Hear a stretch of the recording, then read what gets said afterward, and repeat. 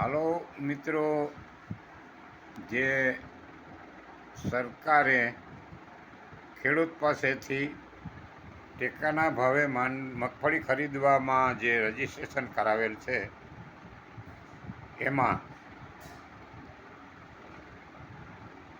સરકાર એમ કહે છે કે અમે ખોટ ભોગવીએ છીએ. શું કામ ભાઈ ખોટ ભોગવવી જોઈએ? આ ખર્ચો 20 કિલાનો 10 રૂપિયા તોલાય, 10 રૂપિયા ભરાય, 10 રૂપિયા ઉતરાય, 100 રૂપિયાનું બારદાન, 20 રૂપિયા ટ્રાન્સપોર્ટના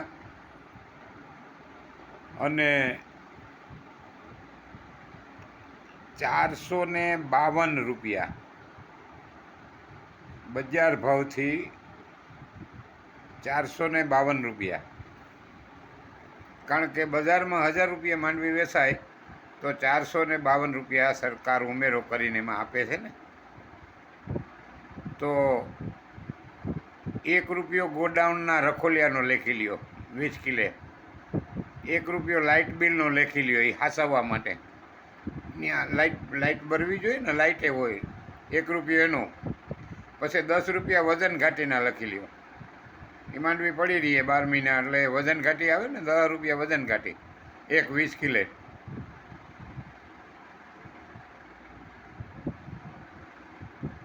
અને જે અહીં ટેકાનો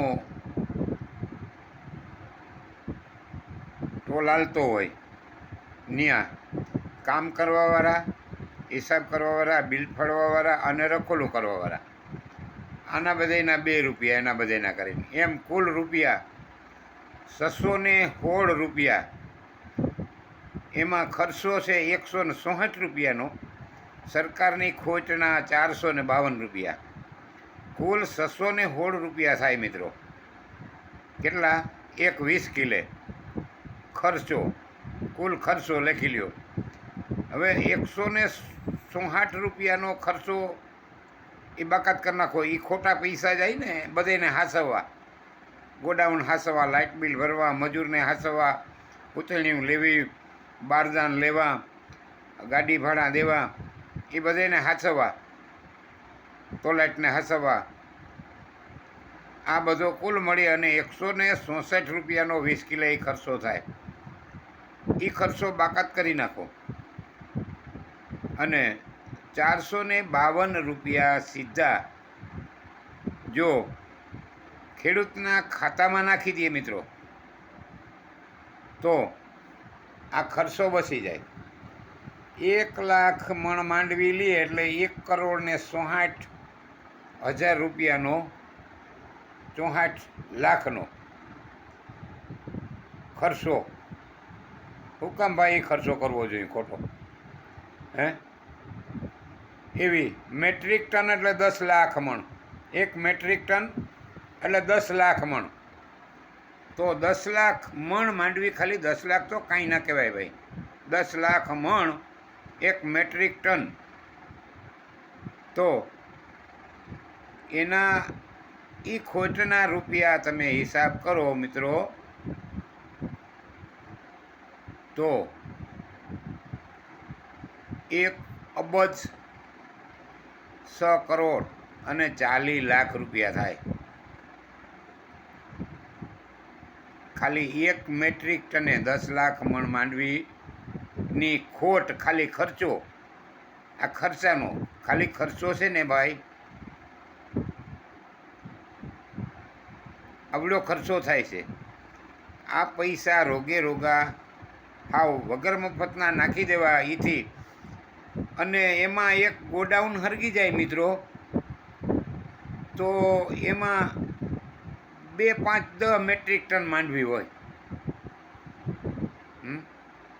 5, 10 મેટ્રિક ટન માંડવી હોય, 10 મેટ્રિક ટન હોય તો 50 લાખ ટન. 50 લાખ ટનનો હિસાબ કરો તમે. અને એક ગોડાઉન તો વરાનું હરગી જ જાય છે. એક ગોડાઉન તો વરાનું હરગી જ જાય ગમે અહીંયા. તો એ હરગાવવી છે, ખોટો ખર્ચો કરવો છે, ખોટા માણસોને હાંસવવા છે. એમાં ધૂળ ફેરવવી છે, આવા બધા ભોવાડા કરવા છે. હુકમ ભાઈ કરવા જોઈએ. સીધા કિસાનના ખાતામાં ઓલો ખર્ચો બાકાત કરી નાખો 452 રૂપિયા. તમારે 200 મણ માંડવી લેવી હોય તો કિસાન ભાઈઓની 200 મણ માંડવી તમારે એક ખાતા દીઠ લેવી હોય તો સીધા તમે 80,000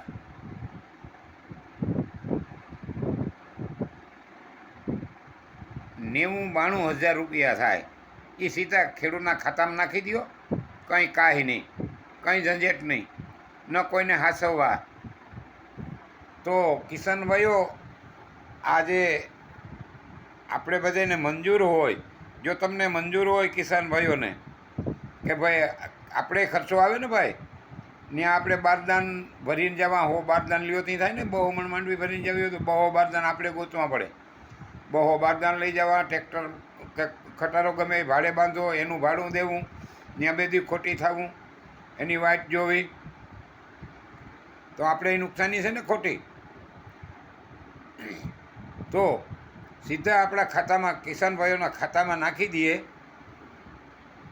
તો આપણે ફાયદો થાય, સરકારને ફાયદો થાય, ખોટી ગોડાઉન હરગે નહીં, બારદાન જોઈએ નહીં, ખોટા રૂપિયા વેડફાય નહીં. બધી બાજુથી સરકારને ફાયદો થાય પણ ખેડૂતને ફાયદો થાય. જો આ ખેડૂત ભાઈઓ આ મંજૂર હોય અને આ બરાબર હોય તો આમાં તમે લાઈક કરજો, શેર કરજો, સબસ્ક્રાઈબ કરજો.